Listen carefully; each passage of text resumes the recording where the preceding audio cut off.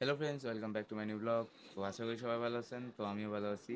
আর বাবা যাওয়ার পর কিন্তু আজকে বাবা অনুষ্ঠান বাড়ি বেড়াতে যাওয়ার পর আজকে আমার দ্বিতীয় দিন। তো দ্বিতীয় দিনের মতো আমি কিন্তু চলে আসছি। আর এখন কিন্তু সকালের সময়। আর দোকানে আসার পর কিন্তু মানে ভালোই কিন্তু আজকে কাস্টমার পাওয়া গেছে। মোটামুটি মোটামুটি একটা ভালো অঙ্কের বিক্রি হয়ে গেছে। আর আমার কিন্তু এদিকে সব কাজও শেষ। আমি দেখাই যে এই পাশে কিন্তু আগরবাতি জ্বলতেছে। তারপর এই পাশে কিন্তু আপনার এই যে প্রদীপও দেওয়া শেষ। তো মোটামুটি আমার সব কাজ কিন্তু করা শেষ। আর দোকানে কিন্তু আমি আসছি আপনার 9টা, এখন বাজে 9টা, কিন্তু আমি দোকানে আসছি আপনার 7টার দিক করে।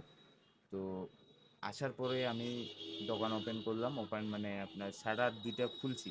শাটার দুইটা খোলার পর তারপর মাঝখানে যে রডটা থাকে সেটাও খুলছি, মানে এই যে এই রডটা, এটা কিন্তু ওই সাইডে রাখি, যে পাশে আপনার আগরবাতি জ্বালাইছি ওই সাইডটাতে রাখি। তো আসলে তারপর ওটা খুললাম, খোলার পর পরেই কিন্তু আমি এই র্যাকটা বাই করতে পারি নাই, তার আগে কিন্তু কাস্টমার চলে আসছে। আর আজকে শনিবার, চাকরিজীবীরা কিন্তু অফিসে যাওয়ার জন্য বাইর হয়। তো সেই সময় যদি তাদের খাওয়া দাওয়ার জন্য কোনো কিছু লাগে, যেমন রান্না বান্না করে যেতে হয়, লবণ, তেল, ডাল, চাল, ডিম, তো এইগুলাই আইটেম নিতে আসে। তো সকালবেলা এগুলাই নিছিল। আর এখন আমি বসে আছি, কাস্টমার কিন্তু নাই। আর বাজারের ভিউটাও আমি আপনাদেরকে দেখাই। দীপ্তদার কিন্তু দোকান খুলছে। দীপ্তদার দোকান কিন্তু দীপ্তদার ভাতিজা এসে খুলছে। তারপর পদ্মর দোকানও খুলছে। আর দিগ্জয়ের দোকানে ওর দাদু একাই আজকে দোকান খুলছে, আর আশপাশে কিন্তু কেউ দোকান খুলে নেই। আর আমি আসার পর এমন কিছু কাস্টমার পাইছি, কি বলবো ওদের সাথে, এতগুলো কথা বলতে লাগলো, মানে জিনিসের প্রোডাক্টের দামগুলো নিয়ে। এখন যে দাম থাকে, যে দাম সচরাচর বিক্রি হয় সেই দামে বিক্রি করি।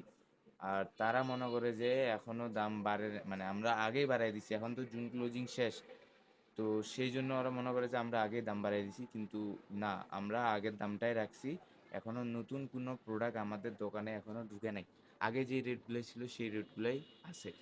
নতুন রেট আসলে তারপর আমরা নতুন রেট লাগাবো। এই যে একটা কাস্টমার আপনাদের সাথে কথা বলতে বলতেই আসছিল, খরচ নিয়ে গেল।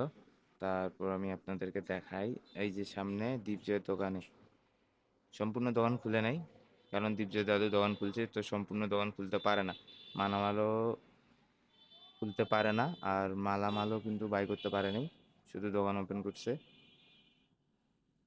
একটা কাস্টমার আসতেছে, মনে হয় যে এইটা এখানেই আসবে। এটা দেখায় আপনাদের যে দীপ্ত দাদারও দোকান কিন্তু